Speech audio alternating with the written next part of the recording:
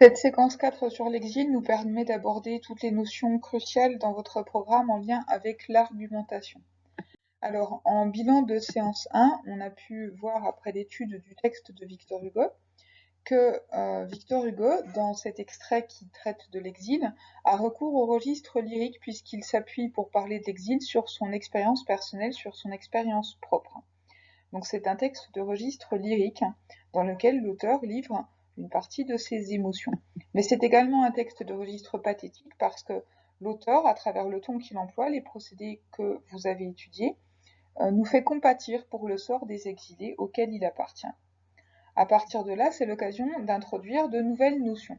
En l'occurrence, nous sommes donc dans une séquence qui porte sur l'argumentation, ce qui fait que Hugo argumente sur le thème de l'exil. Le thème de l'exil, eh bien le thème, c'est toujours une question qu'on doit se poser très très vite, parmi les premières quand on est face à un texte argumentatif. De quoi parle le texte?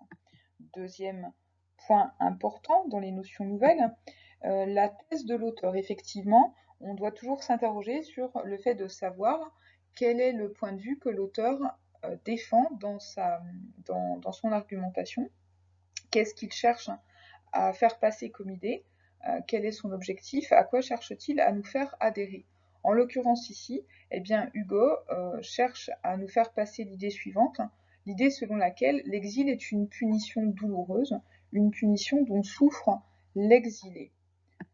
Nouvelle notion introduite par cette séance 1, nous avons pu voir que grâce au recours au registre lyrique et au registre pathétique, Victor Hugo provoque des sentiments, ce qui permet d'introduire la stratégie argumentative persuadée qui va être précisée et enrichie dans la séance numéro 2, dont l'objectif sera de faire le distinguo entre la stratégie persuadée déjà vue sur la gauche de l'écran, c'est-à-dire faire appel à l'affect, aux sentiments, aux émotions, l'auteur nous touche, et la stratégie convaincre, qui va être présentée présentement. Un petit moyen mémotechnique pour se souvenir de la stratégie convaincre et l'associer à sa bonne définition, eh bien, convaincre commence par la lettre C. Or, convaincre, c'est s'adresser aux capacités de raisonnement de l'interlocuteur. Les capacités de raisonnement de l'interlocuteur, on a coutume de les situer dans le cerveau. Cerveau commence par la lettre C, C comme convaincre. Donc, C comme convaincre, C comme cerveau, c'est un moyen de ne pas confondre les deux stratégies argumentatives. Précisons maintenant quelles sont leurs modalités respectives. Pourquoi? Pourquoi cette nécessité de bien faire un zoom sur leurs différences? Parce que de manière assez commune, on fait des erreurs entre les deux stratégies argumentatives convaincre et persuader, et on a tendance à les employer l'une pour l'autre, comme des synonymes. Or, non, attention, ces deux mots ne sont pas strictement synonymes. La preuve, c'est qu'un auteur peut convaincre mais sans persuader, et inversement, un auteur peut persuader mais sans avoir réussi à convaincre. Vous comprendrez mieux après une explicitation plus précise des modalités de chaque stratégie. Penchons-nous tout d'abord sur la stratégie convaincre. Convaincre, c'est faire appel à la raison du lecteur, de l'interlocuteur, donc à ses capacités de raisonnement, de rationalité, à son sens logique. C'est donc chercher à obtenir une adhésion du lecteur, une adhésion qui sera réfléchie. J'illustre ça par cette image avec des engrenages dans le cerveau qui, symboliquement, renvoient à l'idée d'une démarche de réflexion. Comment un auteur peut-il réussir à convaincre? Par quels moyens peut-il convaincre? Eh bien, par des arguments rationnels, donc des arguments qui sont des arguments logiques qui font réfléchir. Par des raisonnements logiques qui vont nécessiter souvent l'organisation des paragraphes distincts. Et ces paragraphes sont particulièrement structurés. Ils sont par ailleurs reliés entre eux par des connecteurs logiques, ainsi que les arguments reliés entre eux par des connecteurs logiques. Je vous ai mis des exemples de connecteurs logiques qui peuvent être utilisés. Dernier point, les arguments rationnels de la stratégie convaincre seront fréquemment également dans les textes de la stratégie convaincre illustrés par des exemples. En somme, parenthèse, ces capacités à mettre en œuvre que vous voyez là sont celles qu'on attend de vous dans une dissertation préparation au bac général, ou dans un essai, préparation au bac technologique. Nous passons maintenant à la stratégie persuadée. La stratégie persuadée, elle fait appel au sentiment. Elle cherche à obtenir l'adhésion du lecteur grâce aux émotions provoquées, comme on l'a vu avec le texte de Victor Hugo, puisqu'on ressentait de la pitié, de la compassion pour le sort des exilés. J'illustre ça par cette image qui reprend différents émoticônes. Effectivement, en fonction de l'émotion ressentie, eh bien, on pourra adhérer à la thèse que l'auteur cherche à nous faire passer. Prenons un exemple. Eh bien, si le texte nous fait ressentir une certaine tristesse par rapport au sort du personnage, on pourra être amené à ressentir pour lui de la pitié, de la compassion, et donc à adhérer à ce que l'auteur cherche à dénoncer en présentant la situation du personnage. Par quels moyens l'auteur peut-il chercher à nous persuader? Eh bien, à travers son texte, l'auteur nous touche. Alors ça peut être à travers son récit, à travers son personnage, il y a de multiples autres possibilités. En tout cas, ce qui est important à retenir, c'est l'idée que nous sommes touchés, émus. Deuxième point, l'auteur a recours à des images fortes, des comparaisons, des métaphores, des personnifications, d'où par exemple le fait de vous avoir fait revoir en séance 1 la nécessaire distinction entre comparaison et métaphore. Ces images fortes, elles vont faire naître une émotion qui peut être de nature diverse, pitié, indignation, admiration, etc. Et par ailleurs, on trouve souvent dans les textes persuasifs la présence d'une ponctuation expressive, des phrases exclamatives notamment, qui vont provoquer comme effet la joie, la peine, l'indignation, etc. Attention à une chose, les deux stratégies argumentatives convaincre et persuader peuvent avoir pour caractéristique de présenter aussi des procédés communs, notamment l'apostrophe, c'est-à-dire la prise à partie du lecteur, de manière à l'interpeller, à le faire s'interroger. On avait vu ce procédé dans la séquence 1 consacrée à la poésie. Deuxième procédé caractéristique des deux stratégies, le fait d'avoir recours à des questions rhétoriques ou des questions oratoires. Vous savez, c'est ce type de questions dont en fait la réponse est sous-entendue dans la question elle-même, ça n'est pas une véritable question adressée à l'interlocuteur, c'est plus une manière de lui permettre de se sentir impliqué dans le texte. La liste n'est évidemment pas exhaustive. En conclusion, il faudra retenir que convaincre, eh bien, c'est agir sur la raison, persuader sur les sentiments, sur les émotions. On peut illustrer ça à travers ce petit schéma qui, j'espère, vous permettra de bien fixer les deux notions. Persuader le cœur, convaincre le cerveau. Et attention néanmoins à un dernier point.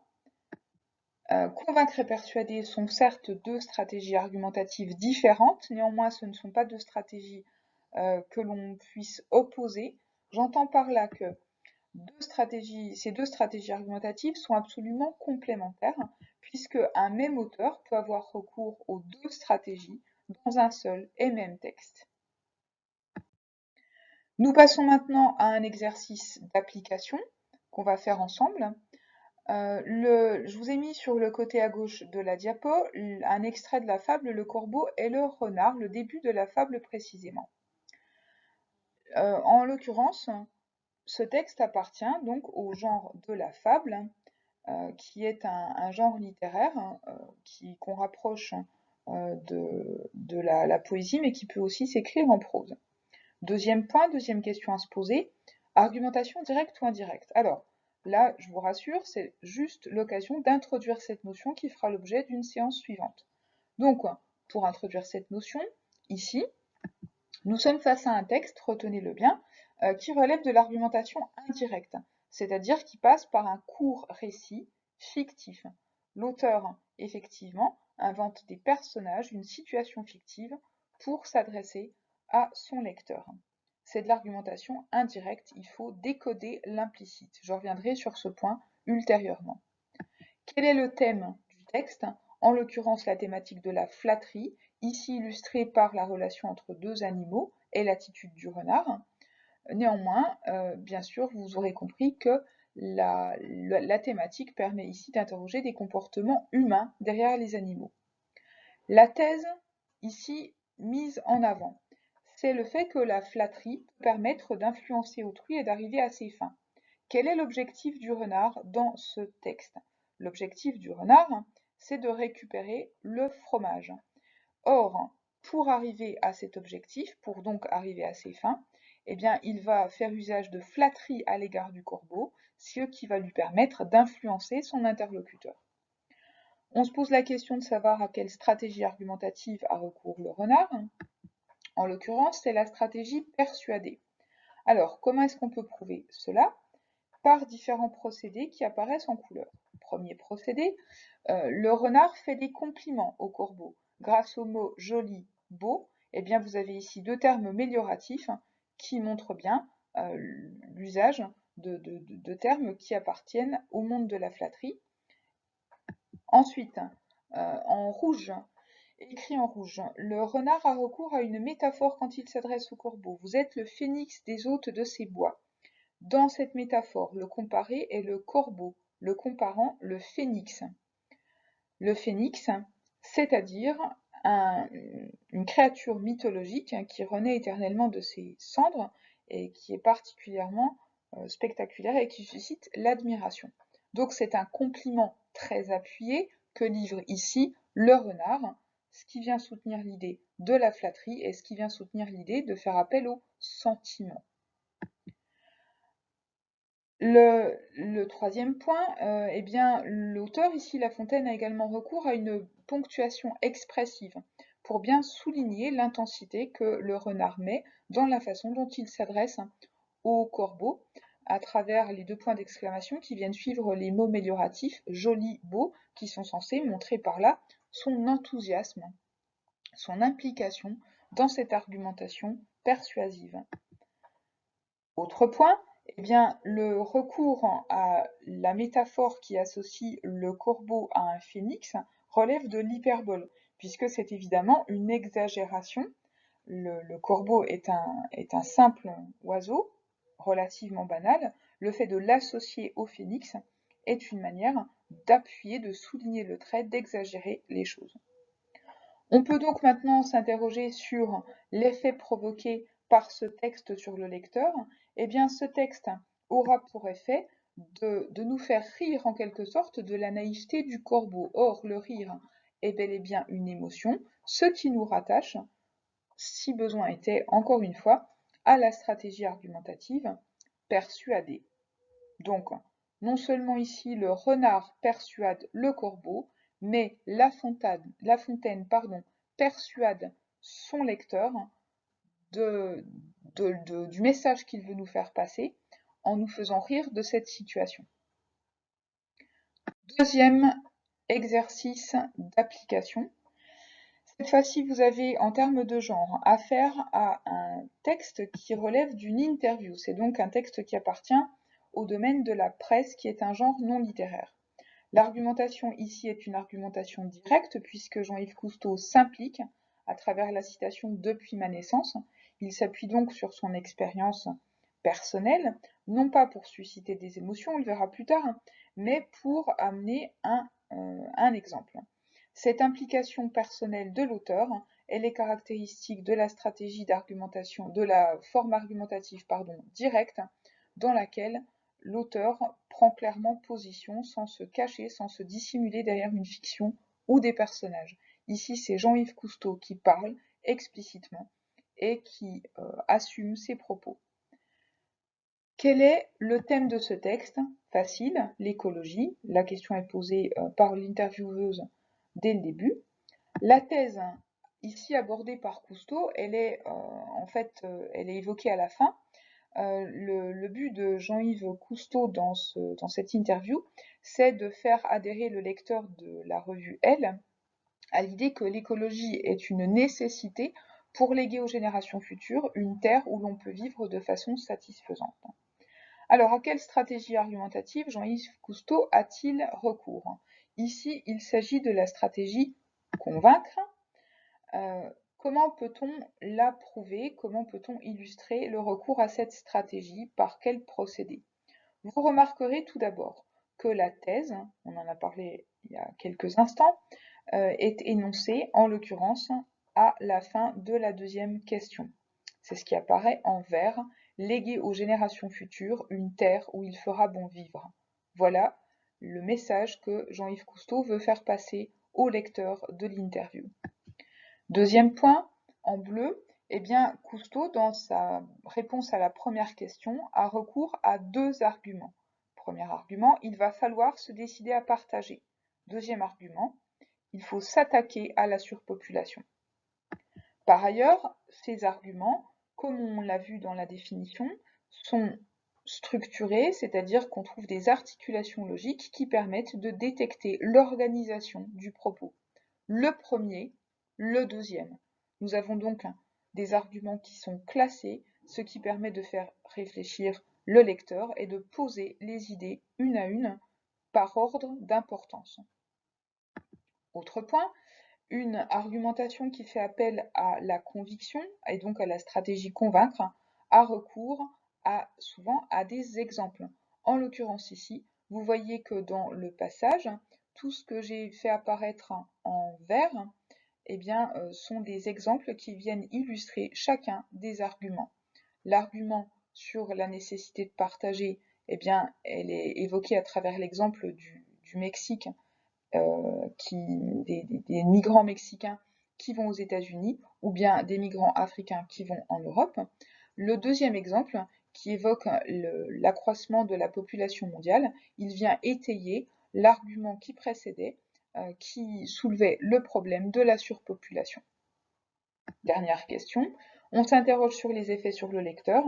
Eh bien, effectivement, comme dit précédemment, le lecteur face à ce texte est invité à réfléchir au point que Jean-Yves Cousteau a posé, et il est invité à réfléchir et au fait qu'il est en fait lui aussi directement concerné par la situation évoquée. Cette diapo vous propose un exercice d'application. Donc vous avez affaire à un texte sur lequel je pose 4 questions. Au bout de chaque question, le nombre de points pour vous auto-évaluer. Deuxième exercice, un autre extrait d'un autre auteur, en l'occurrence ici Denis Diderot, le premier était de Gide. Là aussi je vous pose plusieurs questions, 3 en l'occurrence, chacune notée sur 4. Ces exercices sont à faire sur le fichier Word que vous aurez en pièce jointe, qui s'intitule ExoCP, CP convaincre persuader, avec correct en PP en PowerPoint, c'est-à-dire que vous aurez les exercices et une correction dans la foulée sur un diaporama.